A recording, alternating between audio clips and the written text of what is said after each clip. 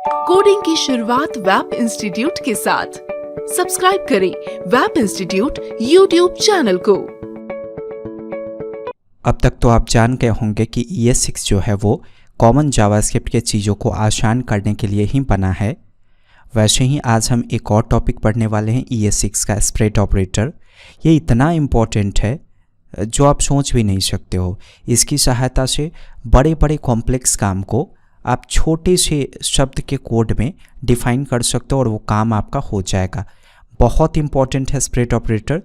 जितना इंपॉर्टेंस आपने इस वीडियो को दिया था लेट कॉन्स्ट वैर को, उतना ही इंपॉर्टेंस इस वीडियो को भी दीजिएगा, क्योंकि जिस तरीके से लेट कॉन्स्ट वैर प्रत्येक जावास्क्रिप्ट से रिलेटेड इंटरव्यू क्वेश्चंस में पूछे जाते हैं, वैसे ही स्प्रेड ऑपरेटर 100% चांस होता है कि पूछा ही जाएगा। तो ये वीडियो बड़ा ही इंपॉर्टेंट है, वीडियो लाइक कर दीजिएगा। वेलकम टू वैप इंस्टीट्यूट। अगर आपकी कोई क्वेरी है कमेंट ज़रूर कीजिए। वैप इंस्टीट्यूट आपको ऑनलाइन शिक्षा प्रोवाइड करता है कोडिंग की दुनिया का। आप कुछ भी पढ़ सकते हो, बस आपको हमारे वेबसाइट पे विजिट करना है। बड़ा ही पॉपुलर कोर्स है सॉफ्टवेयर इंजीनियरिंग के नाम से। ऑलमोस्ट सारी लैंग्वेज है जो आपको सॉफ्टवेयर इंडस्ट्री में आगे बढ़ने में, अपना पैर जमाने में आपकी सहायता करेगा। बहुत अच्छी कोर्स है।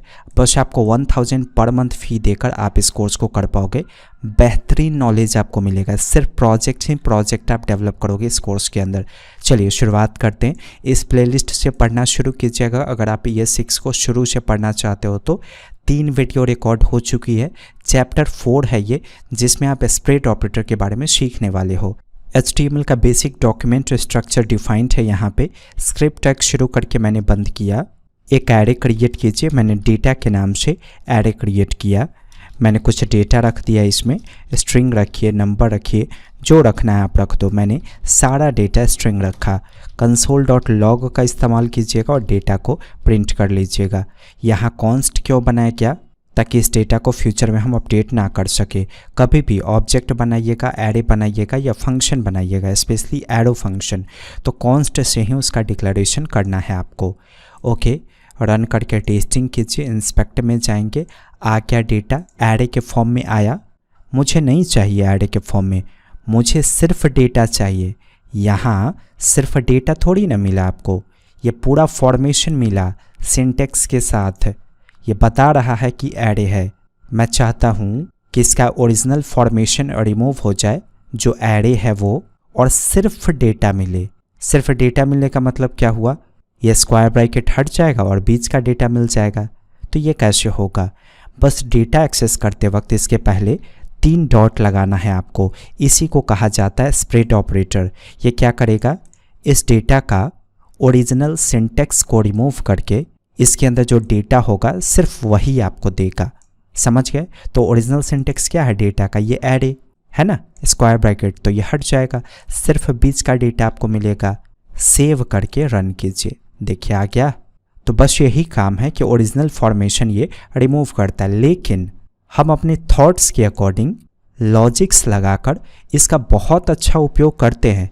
आप ये मत समझिए कि सिर्फ इतना काम इसने करके दिया तो ये छोटा सा काम है। इससे आप बहुत बड़े काम को कर सकते हो। कैसे, मैं आपको दिखाता हूँ। मैंने एक और कॉन्स्टेंट बनाया, इसमें भी मैं कुछ डेटाओं को रख देता हूँ। जैसे मैंने इंस नाम का डेटा रखा, tmp नाम का डेटा रखा और डेमो नाम का डेटा रखा। फिर से console.log का इस्तेमाल कीजिए। मुझे डेटा 2 का भी फॉर्मेशन, ओरिजिनल फॉर्मेशन रिमूव करना है, मतलब कि ये रिमूव करना है। तो स्प्रेड ऑपरेटर की सहायता से डेटा 2 को एक्सेस करेंगे। सेव करके रन कीजिए। एक्सेस हो गया। अब दोनों को आपस में जोड़ना है, लेकिन जोड़कर मुझे एक प्रॉपर एरे चाहिए। कैसे होगा, सिंपल है। इसको हटाइए ज़रा। आप एक कांस्टेंट क्रिएट करो रिजल्ट के नाम से।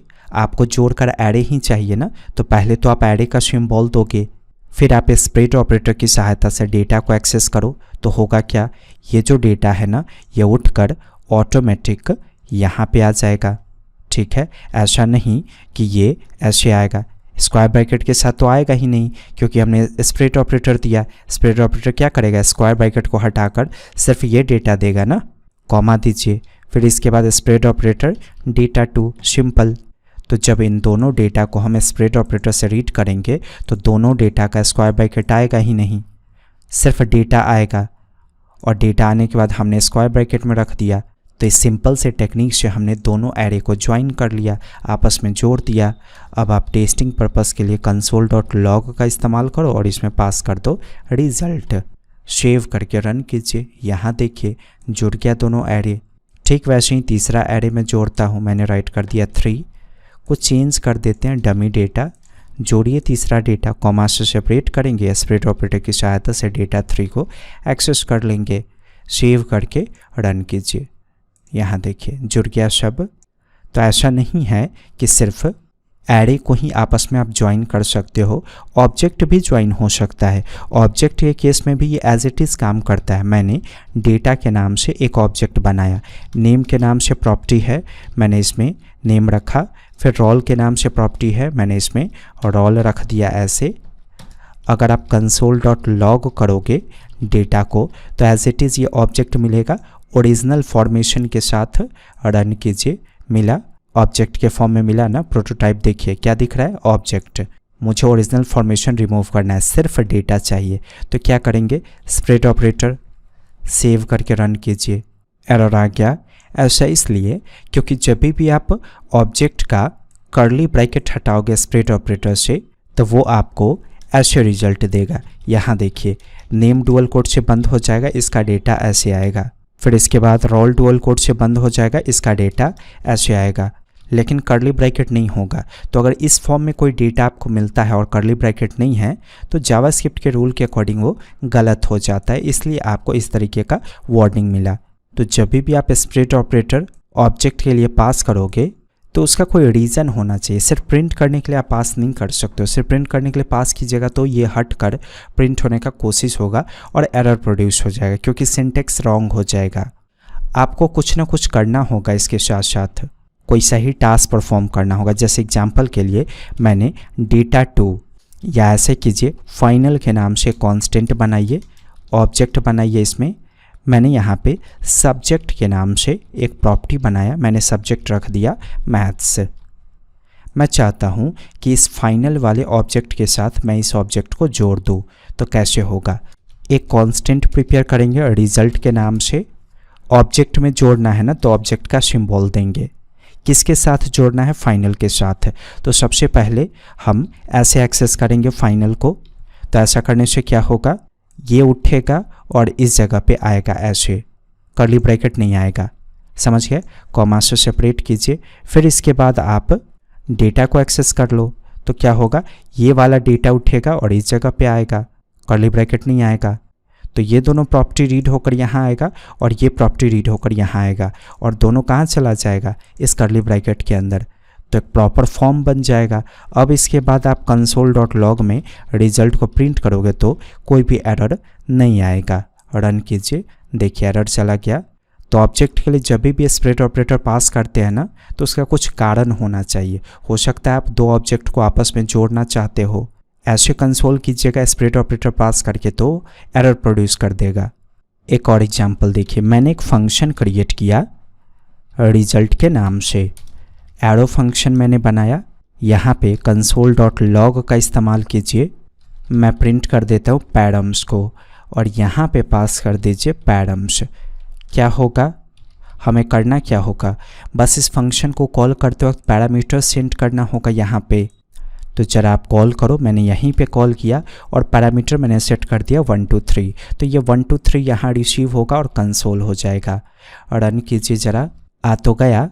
लेकिन इमेजिन कीजिए अगर मुझे मल्टीपल डेटा भेजना है, मैंने इस तरीके से डेटा भेजा तो यहाँ पे आप अलग अलग वेरिएबल्स बनाओगे XYZ के नाम से, फिर आप इसे प्रिंट करोगे इस तरीके से, तो तीनों डेटा प्रिंट होगा। ओके, मैं चाहता हूँ कि ये तीनों डेटा मेरा वेरिएबल में हो और फिर मैं इसे भेजूँ। तो पहला तरीका है कि मैं अलग अलग वेरिएबल में रखूँगा, X में इसको, Y में इसको, Z में इसको। मुझे एक ही वेरिएबल में रख कर इसको भेजना है। तो कैसे भेजेंगे, मैंने डेटा के नाम से कांस्टेंट बनाया। आप एक एरे बनाओ और एरे में इसे यहाँ पे ऐसे रख दो। क्या आप डेटा यहाँ पास कर सकते हो, नहीं। अगर आपने डेटा पास किया तो ये पूरा एरे कहाँ जाएगा, X में जाएगा, Y और Z में कुछ भी नहीं जाएगा। रन कीजिए। यहाँ जो एरे प्रिंट हुआ वो X का प्रिंट हुआ, Y के लिए अनडिफाइंड आया, Z के लिए अनडिफाइंड आया। मैं चाहता हूँ मैं डेटा में एरे रखूँ लेकिन पहला डेटा इसमें जाए, दूसरा इसमें जाए वाई में, तीसरा इसमें जाए। तो कैसे होगा? सिंपल है, आप स्प्लिट ऑपरेटर की सहायता से भेजो। क्या होगा? जैसे ही आपने डेटा को यहाँ पे स्प्लिट ऑपरेटर से एक्सेस किया, ये जो स्क्वायर ब्रैकेट है ये तो हट जाएगा ना, स्क्वायर ब्रैकेट हट के उसके अंदर का डेटा आएगा यहाँ पे। समझ गए? सेव करके रन कीजिए, देखिए 123.15.6। तो लॉजिकली हमें सोचना पड़ता है कि स्प्लिट ऑपरेटर से कहाँ पे आपको कैसे उपयोग करना है जिससे आपका काम आसान हो जाए। वैसे प्रैक्टिस करते करते, प्रोजेक्ट बिल्ड करते करते इन चीज़ों को आप सीखते हो। सिर्फ प्रोजेक्ट डेवलपमेंट का ही ट्रेनिंग चाहिए तो वेब इंस्टीट्यूट की वेबसाइट पे आइए। अगर आपको जावास्क्रिप्ट सेपरेटली पढ़ना है तो आप कोर्स वाले सेक्शन से ले सकते हो। आपको रिएक्ट पढ़ना है, नोड पढ़ना है, सबके लिए अलग अलग कोर्सेज भी है। आप चाहते हो शुरू से लेकर अंत तक सब कुछ एक ही कोर्स में पढ़ा जाए तो सॉफ्टवेयर इंजीनियरिंग बड़ा ही पॉपुलर कोर्स है, इसको ज्वाइन कर लीजिए। पसंद आया होगा लाइक कीजिए, चैनल सब्सक्राइब करके बेल आइकन को हिट कीजिएगा, शेयर कीजिएगा। कोई क्वेरी या क्वेश्चन है कमेंट जरूर कीजिएगा। धन्यवाद। कोडिंग की शुरुआत वेब इंस्टीट्यूट के साथ। सब्सक्राइब करें वेब इंस्टीट्यूट यूट्यूब चैनल को।